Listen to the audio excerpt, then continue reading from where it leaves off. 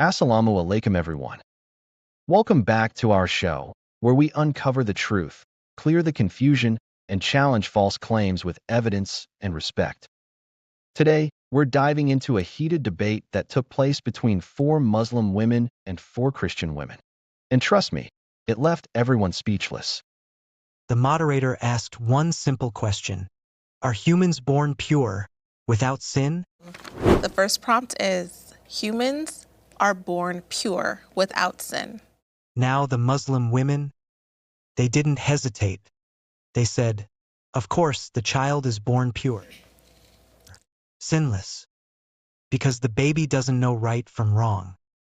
Simple, pure, logical. But then came the Christian side, and this is where things got messy. 2 said, yes, the baby is pure. 2 said, no, the baby is born in sin. Wait, how can a baby be both pure and sinful? It can't be both. So what caused this confusion? Those 2 Christian women didn't make it up. They got it straight from the Bible. And in Psalms 51, verse 5, it's the prophet David talking, and he says that we were all born in sin and shaped in iniquity. They quoted Psalms 51, verse 5. Surely I was sinful at birth, sinful from the time my mother conceived me. So the Bible says, we are not born innocent, we're born in sin. And that idea continues in Romans 5, verse 12. Just as sin entered the world through one man, and death through sin. And in this way death came to all people, because all sinned. So the doctrine is clear. Christianity teaches inherited sin. Islam teaches pure birth. Now here's where it gets interesting. God Logic's wife, trying to correct her sisters, ended up contradicting herself. 1 minute, she said, children are born without sin. The next minute, she said, children are born with sin, but they're not accountable.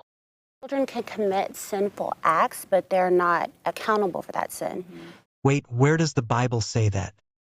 She tried quoting Deuteronomy 1, verse 39. Since Deuteronomy 1:39 talks about how the children who are too young to know right and wrong or good and evil, they still enter the promised land.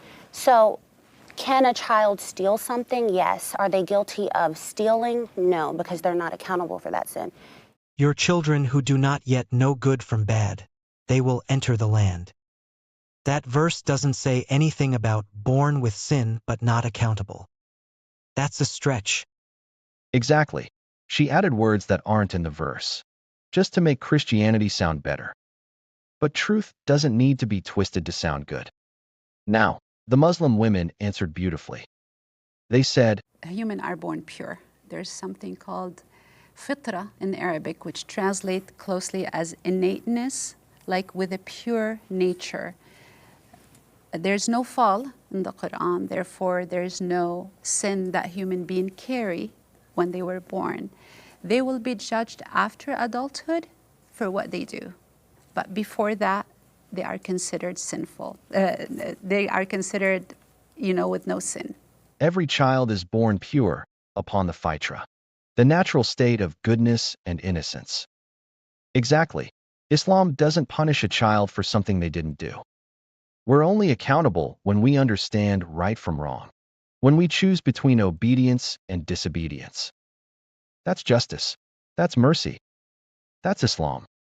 Now, some Christians tried to use a hadith from Sahih Muslim. In Sahih Muslim 2662, Aisha is at the funeral of a young boy, and it says that he's too young to have committed sin. So she's like telling Muhammad, surely he's in paradise because he's too young to have committed a sin.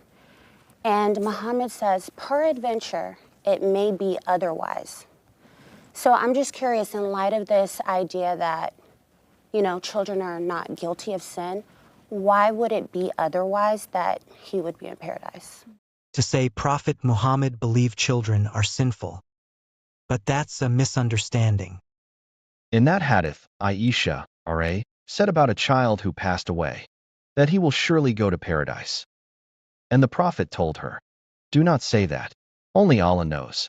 So it's not about sin, it's about knowledge of the unseen.